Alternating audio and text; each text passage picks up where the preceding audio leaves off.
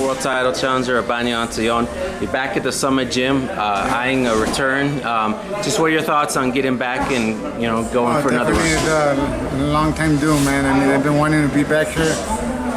Just no opportunity has been given to me, I mean, a couple of doors closed, so finally it looks like something is in the works. So I'm up here. I mean, I'm glad to be back, man. Back to work. And you had a recently, fans know you, a great fight with Humberto Soto. Yeah. Looking back, what are your best memories of that night? You know what? I gotta say that was one of the fights. I mean, that a lot of fighters don't go through. That willpower. To have that willpower to continue on. Like just so many things that happened throughout the fight. I mean, ever since the first round, I had a busted nose. I couldn't breathe at all from my nose.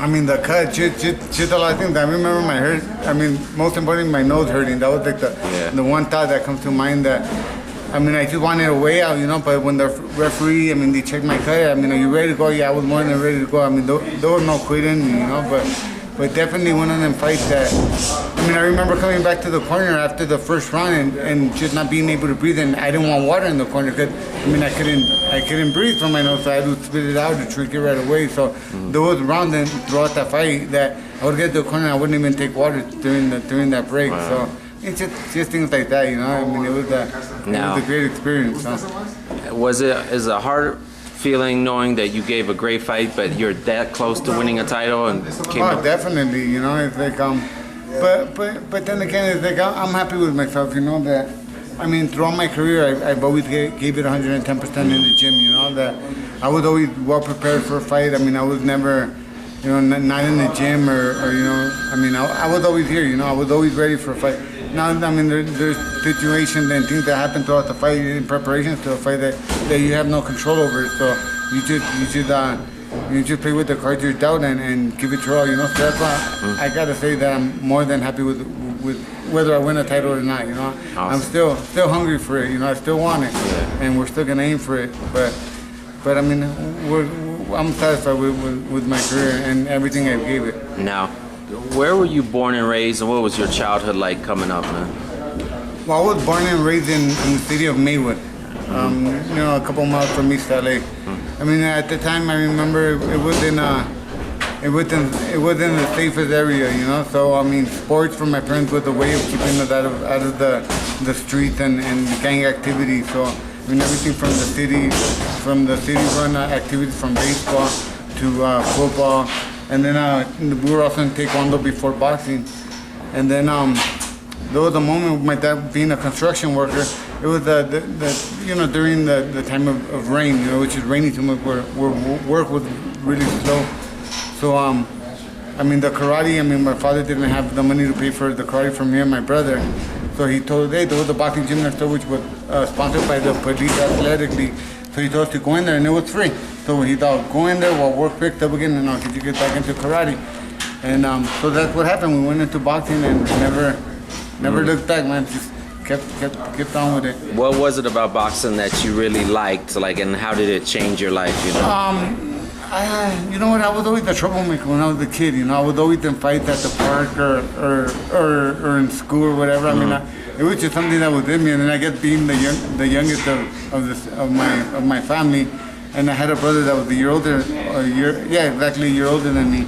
And he would kind of beat me up all the time. So he always had that anger for it, right. I guess.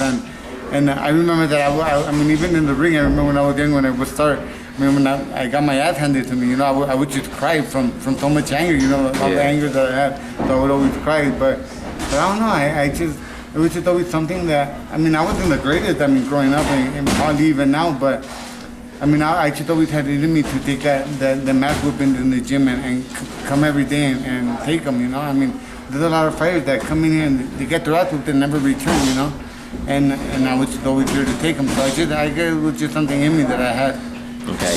Now, there was a while where you were in camp with Edwin Valero, right? And those, or was it? Well, I was never in camp with him, but I sparred him a couple of times at the Alley Boxing Club. Okay. And probably once in Maywood. Okay. What was it like working with him? Oh, well, it was great. We had a lot of. I mean, we sparred him many times, and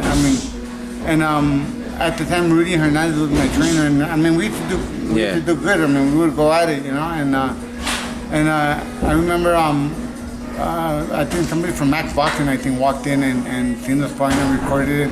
And that day it just happened so that he caught me, you know, with a hook or whatever, and wobbled me. You know, he had a punch. He had a pop in his punch. Yeah. So I mean, he wobbled me, and that was it. So yeah. I mean, but we had a lot of good sparring sessions before that, and even after that, I sparred him maybe a couple more times.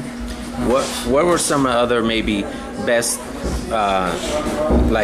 gym bonds you had with fellow fighters, guys you've trained with, or just some of the best memories of people you've been around in boxing? I mean, one of the guys that stands out the most, I think that I went to training camp with Kevin Calif. Yeah. He took me to, I think he was going to fight Barrera at that time, and he took me with him and as a sparring partner. And I got to say that was one of the most learning experiences for me in terms of nutrition and health and vitamins and all that. I mean, before, I was really, to me, losing weight was not eating and starving yourself. You know, that's what it was. And he taught me, you know, how to eat properly and all that. So that was something huge for me, you know, that I learned from and picked up a lot, and I think it helped me out a lot throughout my career also. Now, do you have any memorable sparring sessions like that stand up? I sparred, so many guys, from the alley boxing clubs, What names would fans maybe recognize? Like everybody from Maromero Paez, from one of the, I think Rafael Ruelas would go in there. They were the guys that no matter what I did, I was young at the time. I don't think I was 18 yet. But I used to spar Alejandro Cobrita Gonzalez. He was a former two-time world champion and world champion. Right. No matter what I did against the guy, he would always land that body shot. I could try to block it as best as I can. He would always hurt me to the body though. And that was one guy. I sparred with, I went to the Philippines with Manny Pacquiao. I sparred with Marco Antonio, not Barrera, with Marquez, Juan Manuel Marquez. Where was that at? Where you sparred? That was in Maywood. Oh yeah? Yeah. What fight was he getting ready for? You know what? I don't remember. It was several years ago. I don't remember. I don't think he had a fight schedule. He just went in to train probably. How about Pacquiao? What fight? Why did you go to the Philippines? And what he fight was going to was fight Miguel Cotto. Okay. And they thought I had a similar style to Cotto. So. How was that work with him? Oh, it was great. I had sparred with him even prior to that. I don't remember who he was fighting, but I sparred with him at the wild card. So I guess they liked to spar him. So when he needed somebody to take to the Philippines with him, they asked me to go. So, okay. Yeah. It was a great experience. We had, a lot of great rounds. Yeah. What makes him so special, so dangerous sparring with him? Oh, just his speed and his movement more than anything. Does he have power? Yeah, he carries the punch in him, but just mainly his punch. You know, when you think he's done, he throws 2-3 punches. You think he's done, when he comes back with another 2-3. You know, that you really don't see. And those were the shots that hurt you or break down most people. You know. And speaking of Pacquiao, he's fighting Brandon Rios, a guy you had a tough loss to him. Yeah. What's it like fighting Brandon, and what's your thoughts just on your fight with him? Well, it was just one of them fights, you know, where I gotta say it was one of the best fights that in terms of training, my training camp was one of the best that I've had. In terms of, I went in really ready for that fight, you know. Everything was just perfect, and just resulted that it finished early, you know, just the way the sport is. But it was a hell of a fight. What lasted. I landed a lot of good punches, and as he did, and he just landed a right hand that caught me, and I went down. And the first time, I gotta say, I was really hurt. The first time I went down, and I was able to get up and recover from it and move around and whatever. The second time he caught me, it was probably my mistake that I opened up again. In the round, I should have just let that round finish and started again the next one. But I started opening up again. I thought I was good again. And he caught me, and I wasn't as hurt as the second time I went down as the first time. I remember I went down. I even stayed a minute because I was completely cautious of everything. The referee counted up to 8. I got up, and then I took a step to my right, and I kind of stumbled over it. Lost my balance or whatever, and that's when they waved it up. But I thought I could have continued. It would have been, I had been in that situation before where I was hurt and I came back to win the fight, you know. But it's just the way it is, you know. And you can't do nothing about it. Speaking of Pacquiao and Rios, how do you've been in the ring with both guys? Yeah. How do you break that fight down? Like I said, about Pacquiao, just his movement and his speed. It's just really hard.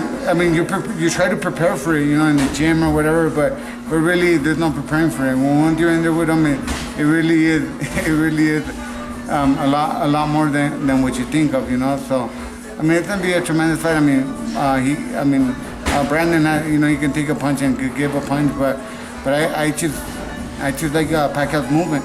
Okay. His movement was gonna, I think, give him the edge in this fight. Okay, now, what's it like? How did you link up with your trainer Abel Sanchez, and what's it been like, you know, working with him? Okay, well, I mean, growing up, I mean, ever since I was about 10 years old when I started, 11 years old, that's when I met my longtime trainer, Rudy Hernandez.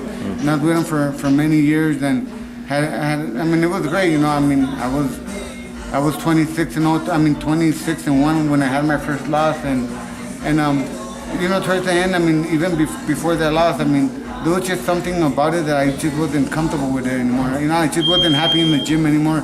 I was breaking people down, running over people, knocking them out, but just something about it that I wanted to change. I wasn't completely happy with my performances. And when that loss came, I mean, it just made it a little easier for me to move on and find out, you know, find a trainer elsewhere. And then I went to the Philippines. I was working with Freddie Roach, and he had me working with Jesse Reed, I believe, and that was it. But I mean, he's just too busy of a guy, Freddie Roach, you know. So we continued our search, you know. And I remember about Abel Sanchez, my brother gave him a call.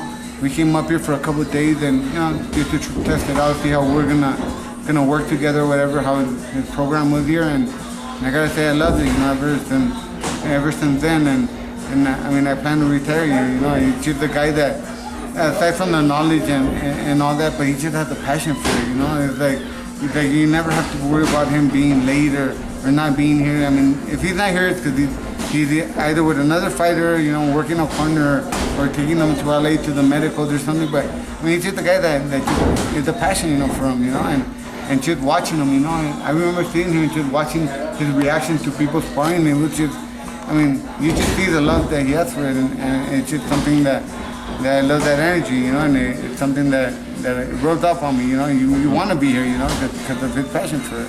All right, man. Good stuff, man. Thanks a lot.